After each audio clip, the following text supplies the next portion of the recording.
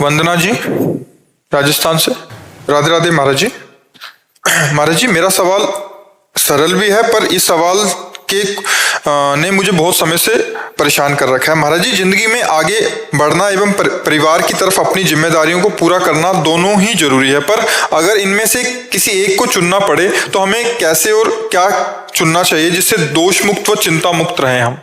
एक को चुनना पड़े बात बिल्कुल ठीक नहीं है।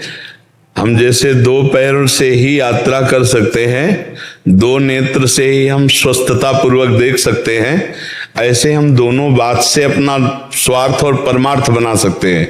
अगर हम केवल परिवार में आसक्त होते हैं तो हमारी दुर्गति का कारण होता है, और अगर हम केवल परिवार त्याग करके भगवान की तरफ चलते हैं तो हमारा धर्म छूटता है। परम धर्म है भगवान का भजन, लेकिन ये धर्म है आप किसी की पत्नी हैं, आप किसी के पति हैं, आप किसी के पिता हैं, आप किसी के पुत्र हैं, आपके विविध प्रकार के धर्म हैं और इनका पालन करना भगवान की रुचि है। अर्जुन जी कह रहे हैं मैं सन्यास लेकर के भगवान से कह रहे हैं कि भिक्षा मांग करके भजन करूंगा, युद्ध नहीं करूंगा, पर श्री भगवान की रुचि है युद्ध कराना। कह रहे अपने कर्तव्य का पालन करो, क्योंकि क्षत्रियो छात्र धर्म में स्वयं से प्राप्त हुआ धर्मयुक्त युद्ध इस समय अनिवार्य है।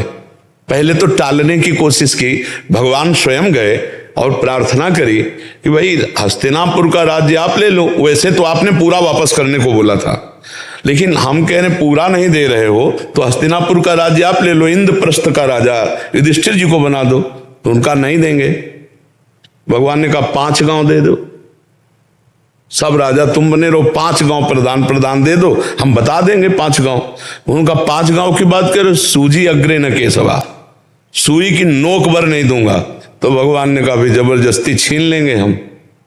तभी तो युद्ध प्रारंभ हुआ। वो जो अगर दे देते तो युद्ध की जरूरत क्या। भगवान की भी प्रार्थना उन्होंने जब नहीं सुनी तो धर्मयुक्त युद्ध है, तो भगवान ने कहा धर्मयुक्त युद्ध करना श्रेष्ठ है, संन्यास लेना नहीं।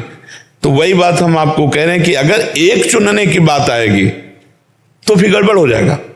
हमको दोनों को मिला के चलना है। भगवान ने युद्ध के लिए आज्ञा करी और कहा मामनुस्मर युद्ध चर, मेरा स्मरण करते हुए युद्ध करो। तो चुनना तो परमात्मा को ही है, सब में वही विराजमान है। पर हम गृहस्थ धर्म में है तो गृहस्थ धर्म का त्याग भी धर्म विरुद्ध है, तो हमें त्याग नहीं करना। तो हमें क्या करना है, हर कर्म को भगवान की पूजा बना लेनी है। रसोई में हम जो कुछ बना रहे हैं, अगर हमारे अंदर भाव हो गया कि भगवान का भोग लगाना है तो वो रसोई यज्ञ हो गई। अगर मुझे पाना है तो वो पूजा नहीं हुई। तो जो चीज बनाई हम 2 कदम बढ़कर भगवान को अर्पित कर दिए तो पूरी रसोई पूजा हो गई, यज्ञ हो गई। अब जो आप पाओगे यज्ञावशिष्ट हो गया।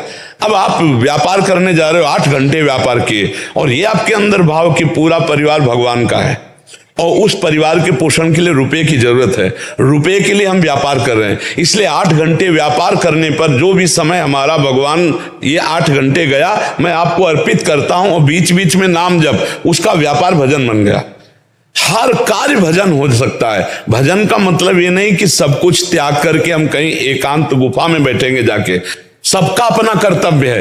एकांत सेवन करने वाले को भी समान बड़े बड़े सिद्धों को आना पड़ा इस जगत में और आकर उपदेश दिया, जा करके उपदेश दिया है। ऐसे ही आपका कर्तव्य है, आप गृहस्थी में जो है अपनी गृहस्थी को भगवान की पूजा सामग्री बनाइए। नाथ सकल संपदा तुम्हारी और मैं सेवक समेत सुतनारी।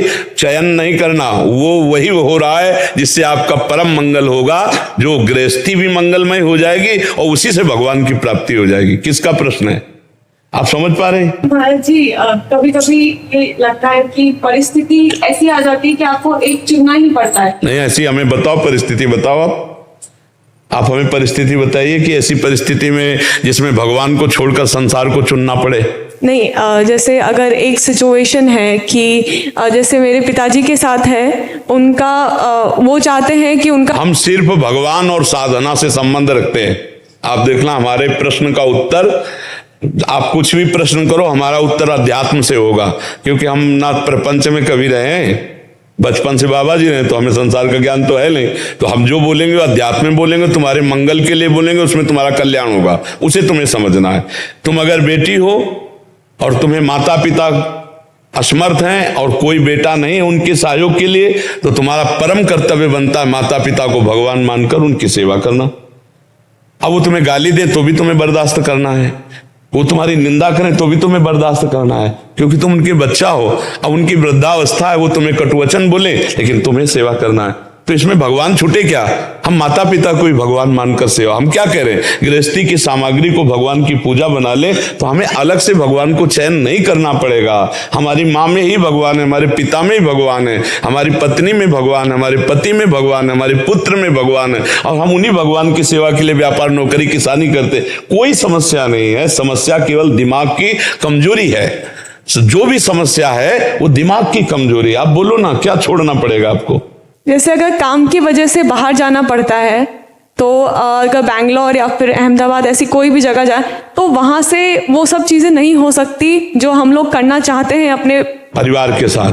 तो हम अगर बराबर के लिए बंगलोर जा रहे हैं तो हम वहाँ एक किराए का कमरा लेंगे और रहेंगे और अपने माता पिता को साथ रखेंगे। अगर महीने 15 दिन के लिए जा रहे हैं तो रुपए में दम है। हम ऐसी व्यवस्था करके जाएंगे माता पिता की जिससे हमारे माता पिता को कष्ट ना हो। अगर हम विदेश जा रहे हैं और वहाँ आजीवन रहने के लिए तो हमारे माता पिता भी साथ जाएंगे। ये तो सद्भावना रखनी पड़ेगी ना। अब ऐसा तो नहीं कि हम पैसा कमाने के लिए बंगलोर जा रहे हैं, बूढ़े माता पिता परेशान हो रहे हैं, तो फिर पैसा किसके लिए रहा? हमें विचार करना पड़ेगा। आप रहेंगी ना कहीं तो वहाँ अपने माता पिता को भी रखेंगे। अपनी पोजीशन थोड़ी देखनी है। थोड़ा आजकल के बच्चे पोजीशन पे माता पिता की सेवा का तिरस्कार कर देते हैं, क्योंकि उनको लगता है बूढ़े खांसेंगे और हमारा नया जमाना है तो हम यार मित्र दोस्तों के सामने क्या वर्णन कर पाएंगे कि बूढ़े माता पिता के।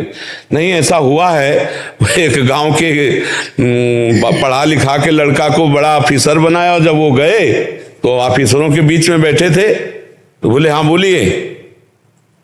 उसके होश उड़ गए कि ना उठा ना पैर छुआ ना कुछ। तो उनके मित्रों ने कहा कौन है यार?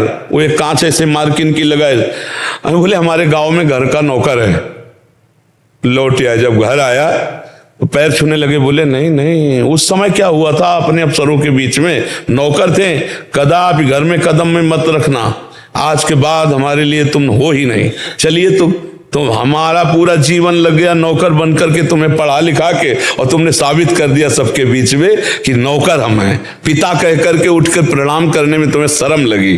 तो आजकल कुछ ऐसी नई सोसाइटी है, नए बच्चे हैं, उनको लगता है बूढ़े वालों को कहाँ खांसते हुए हम लिए घूम लेंगे। तो हमें लगता है अगर ऐसी सोच हमारी ना हो तो जहाँ हम जिएंगे वहीं हमारे माता पिता जिएंगे, क्या फर्क पड़ता है? महाराज जी, अगर जहाँ वो रहे हैं माता पिता, उन्होंने भी बनाया है अपना सब कुछ, तो वो उस आशियाने को नहीं तोड़ना चाहते और वहां से नहीं निकलना चाहते हैं। जी, तो तो उनकी व्यवस्था, अगर वो चलने फिरने लायक है तो उनकी अर्थ से व्यवस्था कर दी जाए और कमाइए। और जब चलने फिरने लायक ना हो तो अर्थ की प्रधानता न रख करके माता पिता की सेवा की प्रधानता रखे। हम बंगलोर न जाकर जहां माता पिता वहीं देखते हैं। जरूरी है कि अमेरिका में पैसा मिलेगा, जरूरी है बंगलोर में ही मिलेगा? अरे कम मिलेगा, लेकिन हमारे माता पिता की सेवा बनेगी तो आसपास नौकरी देख लेते हैं। पढ़ा लिखा आदमी हो, आजकल तो घर बैठे कंप्यूटर से पैसा कमाए जा रहे हैं, बंगलोर जाने की ज्यादा जरूरत नहीं है। किसी नौकरी में किसी को वो व्यवस्था मिल जाती है, हर नौकरी में नहीं होती। पर बच्चा, भगवान का आश्रय लेकर माता पिता की सेवा की बात रखोगे तो भगवान व्यवस्था ऐसी कर देंगे कि आपके माता पिता की भी सेवा होगी और आपको भी परेशानी नहीं होगी, क्योंकि भगवान सर्व सामर्थ्यशाली। मुझे ऐसा लगता है बच्चा, अगर आप अपने माता पिता पर प्यार करोगी तो भगवान आपका सहयोग करेंगे। आप देख लेना, आप निगेटिव से मत लीजिए, पॉजिटिव लीजिए, भगवान आपका सहयोग करेंगे। हम कह रहे हैं तो इस बात को देखना, आप इस बात को जीवन में देखना, भगवान का भरोसा करो कि मुझे माता पिता की सेवा का सौभाग्य ऐसा जो मिला है ये चूकने ना पावे, तो व्यवस्था भगवान कर देंगे। बहुत सर्व सामर्थ्यशाली भगवान है। माता पिता को श्रवण कुमार ने कांधे पे बैठा के तीर्थ यात्रा कराई, तो हम कह रहे ना करो तो भैया चारपाई पे बैठ कर उनके चाय भोजन की व्यवस्था करते रहो। लघुशंका उन्हीं के कपड़ों में की है, चाहे जितने बुद्धिमान बनते हो।